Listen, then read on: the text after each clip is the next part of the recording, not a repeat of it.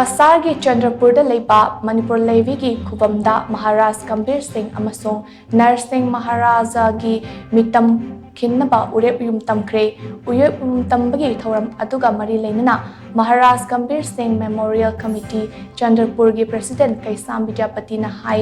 kumja lising amaga chanipan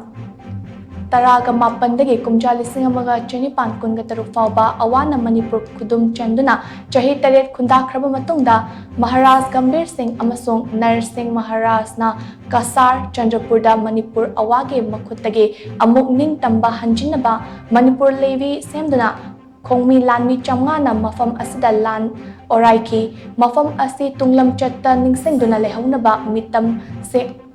Asi Khinnaba Urep Uyung Tambani Meetam asi lakliba December kulhumdoida Maikum hangdoknaba pandam thamli Masigidamak United People's Front Manipur UPF amasung Manipuri Youth Front of Assam MYFA na mateng kaya panglakli miyam nasu angamba mateng pangbiyu haina mahakna makata na fongdoki Urep Uyung Tambagi thoram aduda Maifagi Chief Advisor Seram Herajit MGS MCG Advisor Lakhikanta Sharma Vice President Kaisam Suras Babu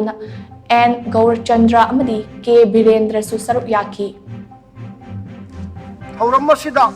Makumana, Maharaj Gambhir Singh Memorial Committee, Chandrapur Sigi, Yamna, Naujarabad, Sastamani, Yamna Maruina, Sasta, Manipuri Youth Front of Assam, Silchar, Loinana, United People's Front, Impal Manipur, Chauna, Makoina, Yangbang Bibadagi, Makoina for that Taura Bibadagi, Asigumba, Makalo Nase, Mapau, Munda Habagi, Yam Chow, but how Tajabada, Jabari, Asigumlaba, or Masida, Luxing, you will see Yam Chow, Tabang Logiri, Loinana, Yam, Gisuyam Chauba, Matian, with a Hungary Habagi, Yam the Chauba, Sabu.